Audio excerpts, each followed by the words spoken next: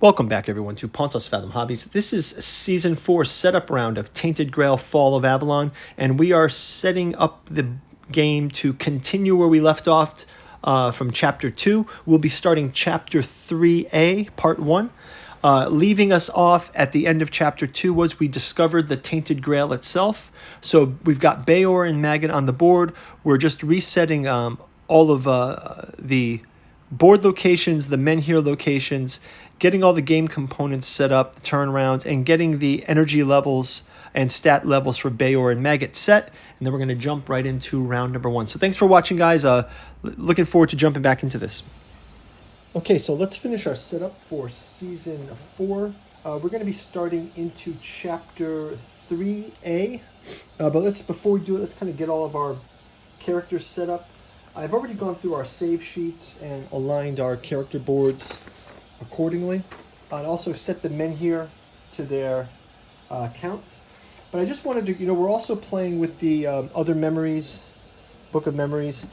I noticed that we had visited location 133, so I kind of wanted to check that off and read that backstory for Maggot. So we'll check this one off. When we had visited Mooring in 133 last round, I must have not gotten to this. So, and also, is there 121 on the board? 121? No, not yet. Okay, so let's just go with this. So we've got Maggot memory number 5. It says, the druidic ring stands before you, quiet and peaceful, betraying nothing of the horrors performed there. But here you witness barbarism and suffering, memories that no amount of time or mind-altering substances can remove. Just being there twists your stomach and has you reaching for the mushrooms you carry to dull the pain, to forget. Your mind won't let you forget. It transports you to a midnight ritual at the stones. You were a young druid then, in your early days in the order. At first, the chanting, fires, and dancing inspired you, promising the great magic the druids were known for. Then came the blood. You can still smell its iron tang and hear the chanting crescendo as it stained the stones. You tried to lead, but the older apprentices forced you back down, hissing warnings of brutal punishments for those who lacked the stomach for the rituals. He slipped you a strip of mushroom, claiming that the apprentices used it, that you resolve wounds to toughen over time. It helped for a while. Your vision became hazy. You lost control in the cloying smoke and the rhythmic chant. Later on, you tried to suffer the rituals without the mushrooms, but you found yourself turned to the sweet escape when the blood and the suffering became too much. Soon you just didn't trust to use the rituals, and it became a prison, not the escape it was supposed to be. So that's Maggot's backstory. Got a little bit more about Maggot's story. And I think with Bayor also, we have gained secret card 27, correct? Did we get secret card 27 here? Secret card 27. We got that. Yeah, we gained secret card 27 as well. Bayor has that secret card, the Old Steel Smasher.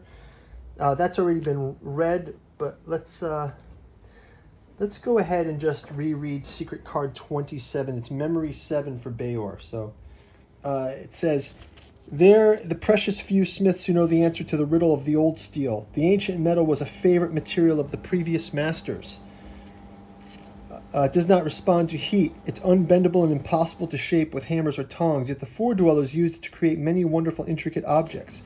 Your master knew the answer. Old steel becomes malleable only in response to a certain sound, and even then, shaping it requires four-dweller tools. Effer once had an ancient hammer with a bone handle that could do the trick, but he lost it playing cards. He could never replace it nor forgive himself. And now a hammer like that is in your hands. If you only had the time, you could learn the songs of the four-dwellers and use this tool to create many wonderful, awe-inspiring objects, if you only had the time. So there's a little bit of the backstory for Bayor and Maggot that is getting revealed. Let's go and check into our characters. So we've got Bayor's stats all lined up again. They've gotten to rest, we're supposing. And we've also got the weapons and objects they've collected. So we've got Old Steel, we've got Sensitive Information, we've got Masterwork Armor, we've got the Tarnished Talisman, and the Tainted Grail itself. So we do have the Tainted Grail.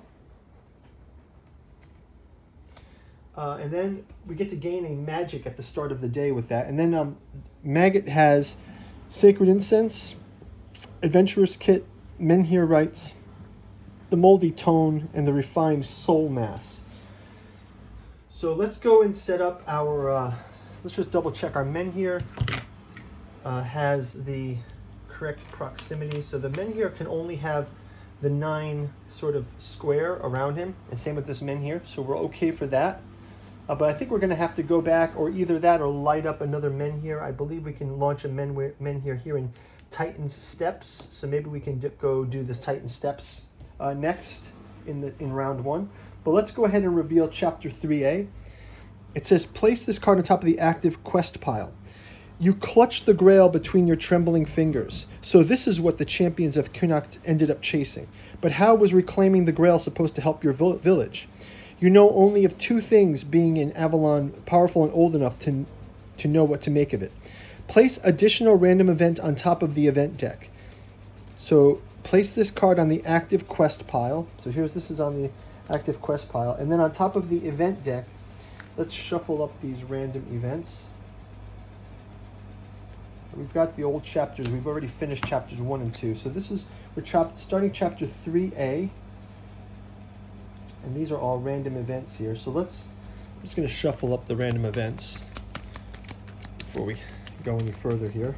And it says, place 5 for 1 player, 4 for 2 players, or 3 for 3 to 4 players. So we've got 2 players, right? Maggot and Bayor, so we'll call it 2 players.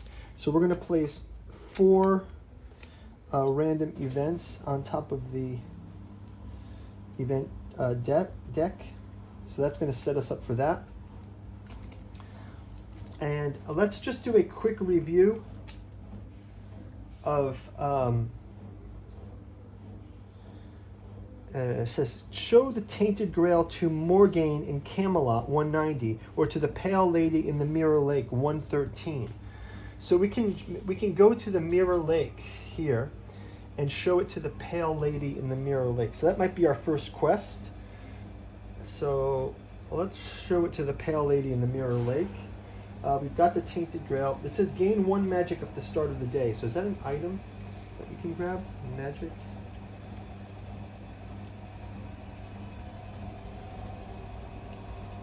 Companions, shields, weapons. Oh no, gain 1 magic just means gain 1 magic. We can gain 1 magic token. So that's cool. I think that's just gonna about do it. I guess we can also just prepare our decks. So let's just shuffle these decks up. These are the starter decks for each of the characters. So Bayor's got his combat and adventure cards.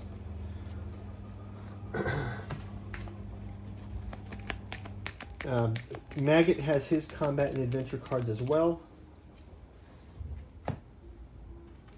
So I think what our strategy here, so let's just decide here what we're going to do. I think our strategy can be one of 2 things.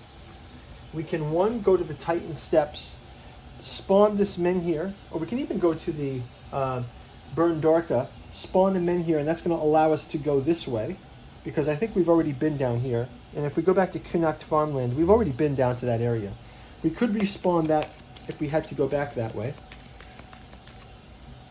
But I'm thinking, because we have the Tainted Grail, our first item should be going to the Mirror Lake and showing the Tainted Grail to, what does it say here? Show the Tainted Grail to Morgaine in Camelot or to the Pale Lady in the Mirror Lake. I think I'm going to go with that one. What do you guys think? Before we go any further, a quick shout out to the channel sponsor. We've got a bookstore, Pontos Fathom Press, down below. If you check out our link, helps us support the channel. We also have a Patreon page. As little as $1, you can help us support us on our Tainted Grail journey. You can check out other miniature paintings that we're doing. We've got Monsters of Avalon painted up, but we've got past and future Monsters of Avalon. We've got the King Arthur figure. So we're going to be doing a lot of those painting videos. Like and subscribe. If you ring the bell, you'll get notified when we get those painting videos out there to you. We're also doing gameplay of A Song of Ice and Fire, Joan of Arc, as well as those bookstore links. You can check out the Cat 2 journals out of Lovecraft's Providence, Alchemy and the Anthroposophy, and the Dune Saga, and our Esoteric Dragon series. We'll show you some of those books as we're going through the gameplay. So thanks for watching, guys. We will see you in round number 1. Thanks for watching. Bye-bye.